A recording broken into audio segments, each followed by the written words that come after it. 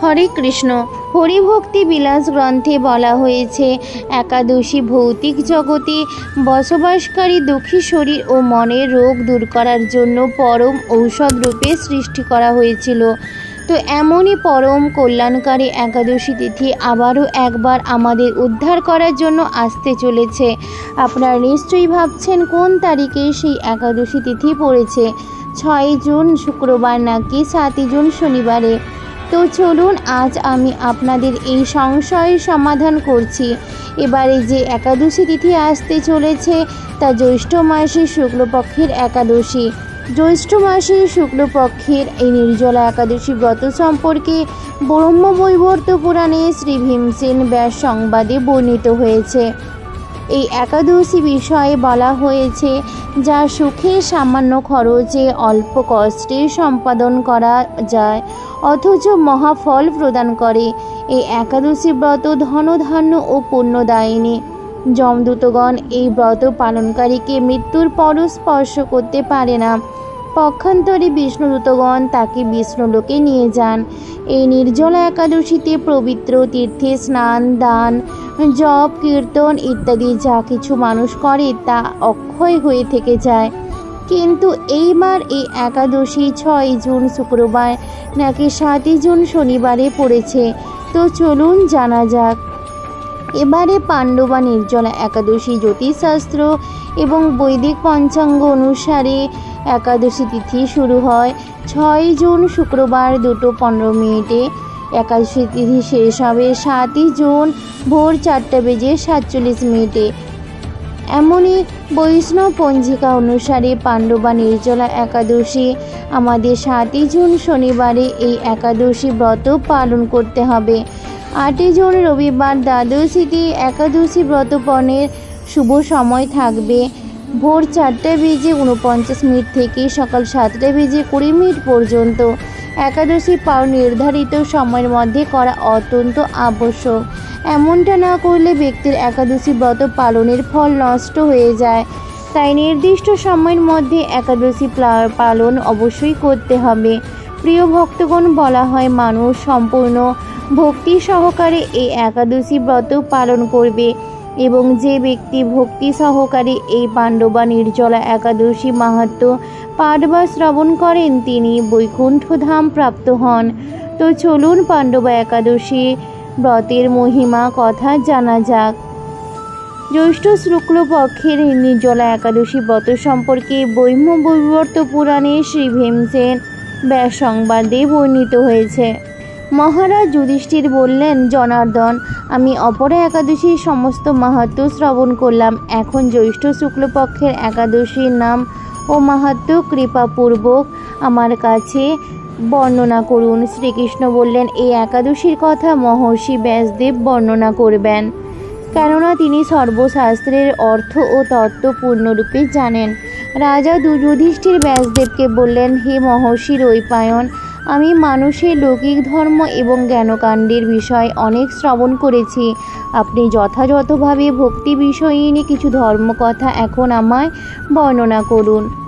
শ্রী ব্যাসদেব বললেন, হে মহারাজ, তুমি যেসব ধর্মকথা শুনেছ এই কলিযুগের মানুষের পক্ষে সে সমস্ত পালন করা অত্যন্ত কঠিন, যা সুখে সামান্য খরচে অল্প কষ্টে সম্পাদন করা যায় অথচ মহাফল প্রদান করে এবং সমস্ত শাস্ত্রের সারস্বরূপ সেই ধর্মই কলিযুগে মানুষের পক্ষে করা শ্রেয়। সেই ধর্ম কথাই এখন আপনার কাছে বলছি। উভয় পক্ষের একাদশী দিনে ভোজন না করে উপবাস ব্রত করবে। দ্বাদশী দিয়ে স্নান করে শুচিশুদ্ধ হয়ে নিত্যকৃত্য সমাপনের পর শ্রীকৃষ্ণের অর্চন করবে। এরপর ব্রাহ্মণদেরকে প্রসাদ ভোজন করাবে। অসৌজা দ্বিতীয় এই ব্রত কখনো ত্যাগ করবে না। যে সকল ব্যক্তি স্বর্গে যেতে চায় তাদের সারা জীবন এই ব্রত পালন করা উচিত। পাপকর্মে রত ও ধর্মহীন ব্যক্তিরাও যদি এই একাদশী দিনে ভোজন না করে তবে তারা যমযাতনা থেকে রক্ষা পায়। শ্রী ব্যাসদেবের এই কথা শুনে গদাধর ভীমসেন অশ্বত্থ পাতার মতো কাঁপতে কাঁপতে বলতে লাগলেন, হে মহাবুদ্ধি পিতামহ, মাতা কুস্তি, দ্রৌপদী, ভ্রাতা যুধিষ্ঠির, অর্জুন, নকুল ও সহদেব এরা কেউই একাদশী দিনে ভোজন করে না। আমাকেও অন্ন গ্রহণ করতে নিষেধ করে, কিন্তু দুঃসহ ক্ষুধা যন্ত্রণার জন্য আমি উপবাস করতে পারি না। ভীমসেনের এরকম কথায় ব্যাসদেব বলতে লাগলেন, যদি স্বর্গাদি দিব্যধাম লাভে তোমার একান্ত ইচ্ছা থাকে তবে উভয় পক্ষের একাদশীতে ভোজন করবে না। তদুত্তরে ভীমসেন বললেন, আমার নিবেদন এই যে উপবাস তো দূরের কথা, তিনি একবার ভোজন করে থাকাও আমার পক্ষে অসম্ভব, কারণ আমার উপর ব্রেক নামে অগ্নি রয়েছে। ভোজন না করলে কিছুতেই সে শান্ত হয় না, তাই প্রতিটি একাদশী পালনে আমি একেবারেই অপারগ। হে মহর্ষি, বছরে একটি মাত্র একাদশী পালন করে যাতে আমি দিব্যধাম লাভ করতে পারি, এরকম কোনো একাদশী কথা আমাকে নিশ্চয় করে বলুন। তখন ব্যাসদেব বললেন, জ্যৈষ্ঠ মাসে শুক্লপক্ষের একাদশী তিথিতে জলপান পর্যন্ত না করে সম্পূর্ণ উপবাস, তবে আচমনে দোষ হবে না। ওই দিন অন্নাদি গ্রহণ করলে ব্রত ভঙ্গ হয়। একাদশী দিন সূর্যোদয় থেকে দ্বাদশী দিন সূর্যাস্ত পর্যন্ত জলপান বর্জন করলে অনায়াসে 12টি একাদশী ফল লাভ হয়। বছরে অন্যান্য একাদশী পালনে অজান্তে যদি কখনো ব্রতভঙ্গ হয়ে যায়, তাহলে একটি মাত্র একাদশী পালনে সেই সব দোষ দূর হয়। দ্বাদশী দিনে ব্রহ্ম মুহূর্তে স্নানাদি কার্য সমাপ্ত করে শ্রীহরির পুজো করবে। সদাচারী ব্রাহ্মণদের বস্ত্রাদি দানসহ ভোজন করিয়ে আত্মীয় স্বজন সঙ্গে নিয়ে ভোজন করবে। এরূপ একাদশী ব্রত পালনে যে প্রকার পুণ্য সঞ্চিত হয়, এখন তা শ্রবণ করো। সারা বছরের সমস্ত একাদশী ফলে এই একটি মাত্র ব্রত উপবাসে লাভ করা যায়। শঙ্খচক্র গদা পদ্মধারী ভগবান শ্রীকৃষ্ণ আমাকে বলেছেন, বৈদিক ও লৌকিক সমস্ত ধর্ম পরিত্যাগ করে যারা একমাত্র আমার শরণাপন্ন হয়ে এই নির্জলা একাদশী ব্রত পালন করে, তারা সর্বপাপ মুক্ত হয়। বিশেষত কলিযুগে ধনসম্পদ দানের মাধ্যমে সদ্গতি বা স্মার্ত সংস্কারের মাধ্যমেও যথার্থ কল্যাণ লাভ হয় না। কলিযুগে দ্রব্য শুদ্ধি নেই, কলিতে শাস্ত্রোক্ত সংস্কার বিশুদ্ধ হয় না, তাই বৈদিক ধর্ম কখনো সুসম্পন্ন হতে পারে না। হে ভীমসেন, তোমাকে বহু কথা বলার আর প্রয়োজন কি? তুমি উভয় পক্ষের একাদশীতে ভজন করবে না। যদি তাতে অসমর্থ হও তবে জ্যৈষ্ঠ মাসে শুক্লপক্ষের একাদশীতে অবশ্যই নির্জলা উপবাস করবে। এই একাদশী ব্রত ধনধান্য ও পুণ্যদায়িনী। যমদূতগণ এই ব্রত পালনকারীকে মৃত্যুর পরও স্পর্শ করতে পারে না। পক্ষান্তরে বিষ্ণুদূতগণ তাকে বিষ্ণুলোকে নিয়ে যান।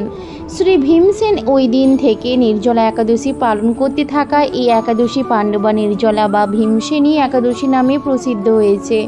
এই নির্জলা একাদশীতে পবিত্র তীর্থে স্নান, দান, জপ, কীর্তন ইত্যাদি যা কিছু মানুষ করে তা অক্ষয় হয়ে যায়। যে ব্যক্তি ভক্তি সহকারে এই একাদশী মাহাত্ম্য পাঠ বা শ্রবণ করেন, তিনি বৈকুণ্ঠ ধাম প্রাপ্ত হন। একাদশীতে সব থেকে গুরুত্বপূর্ণ যে জিনিসটি করতে হয় তা হল অন্নত্যাগ, হরির নাম জপ ও কৃষ্ণ চেতনায় স্থিরতা। একাদশীর দিন এই তিনটি জিনিস কিভাবে প্রাপ্ত করবেন তার বিধি অত্যন্ত সরল। কিছু কাজের মাধ্যমে আপনি এই তিনটি জিনিস প্রাপ্ত করতে পারবেন। সর্বপ্রথমে যেদিন আপনি একাদশী ব্রত পালন করছেন, সেই দিন ব্রহ্ম মুহূর্তে উঠে স্নানাদি ইত্যাদি নিত্যকর্ম সেরে যত তাড়াতাড়ি সম্ভব নিজেকে শুদ্ধ করে নিতে হবে। এরপর ভগবানের মঙ্গলারতি দর্শন করতে হবে, অথবা নিজের ঘরে ভগবানের মঙ্গলারতি করতে পারেন। সম্পূর্ণ দিনে বেশি বেশি করে মহামন্ত্র জপ করবেন, অর্থাৎ হরে কৃষ্ণ কৃষ্ণ কৃষ্ণ হরে হরে, হরে রাম রাম রাম হরে হরে। এই মহামন্ত্র জপ করুন, উপবাস পালন করুন। মানে যে কোনো প্রকারের অবিশস্য অন্ন গ্রহণ করবেন না, যেমন গম, চাল, আটা, ডাল, ময়দা, ভুট্টা, সরিষার তেল, বাজরা ইত্যাদি। যদি আপনার কোনো শারীরিক অসুস্থ থাকে বা কোনো গর্ভবতী মহিলা, ছোট শিশু বা বৃদ্ধরা একাদশী প্রসাদ গ্রহণ করতে পারেন। আর যেটি আপনারা সবাই জানেন, উপবাস করার সাথে সাথে বেশি করে হরে কৃষ্ণ মহামন্ত্রে জপ করা, ভগবান শ্রীকৃষ্ণের লীলা কথা শ্রবণ করা, বৈদিক গ্রন্থের শ্রবণ করা, যেমন শ্রীমদ্ ভগবদ গীতা শ্রবণ ইত্যাদি। রাত্রে জাগরণ করে হরিবাসরী, হরিকথা আলোচনা, গান, কীর্তন অতিবাহিত করা কর্তব্য। গায়ে তেল মাখা উচিত নয়, সাবান দেওয়া উচিত নয়। একাদশী দিনে প্রতিটা মুহূর্তে মন এবং চেতনা ভগবানের উপর কেন্দ্রীভূত করা উচিত। সন্ধ্যার সময় ভগবানের সামনে দীপ অর্পণ করা উচিত। তুলসী মহারানীর সামনে দীপ অর্পণ করা উচিত এবং ওনার সামনে বসে হরে কৃষ্ণ মহামন্ত্রের জপ করা উচিত। যদি রাত্রি জাগরণ করতে পারেন তাহলে খুবই ভালো, আর যদি তা না পারেন তাহলে ভগবানের লীলা কথা শ্রবণ করে ঘুমোতে যাওয়া উচিত। একাদশী পরদিন ব্রহ্ম মুহূর্তে উঠে একাদশী দিনের মতো মঙ্গল আরতি করা উচিত, তুলসী মহারানীর পুজো করা উচিত এবং ভগবানের জন্য অন্নপ্রসাদ তৈরি করে তার উপর তুলসীপত্র রেখে ভগবানকে ভোগ লাগানো উচিত। এরপর নিজে ওই অন্নপ্রসাদ খেয়ে একাদশী ব্রত পালন করুন, কিন্তু তা ঘরেই করুন।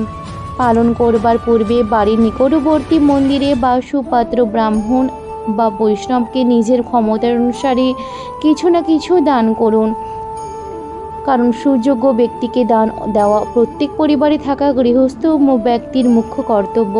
এর ফলে আপনার উপার্জনের শুদ্ধিকরণ হয়ে থাকবে আর দান করার পুণ্যফল আপনি পাবেন। দ্বাদশী দিনেও পালন করার পূর্বে আপনি কোনো গোমাতা বা বাছুরকে খাবার খাওয়াতে পারেন, ওনাদের জন্য দান দিতে পারেন।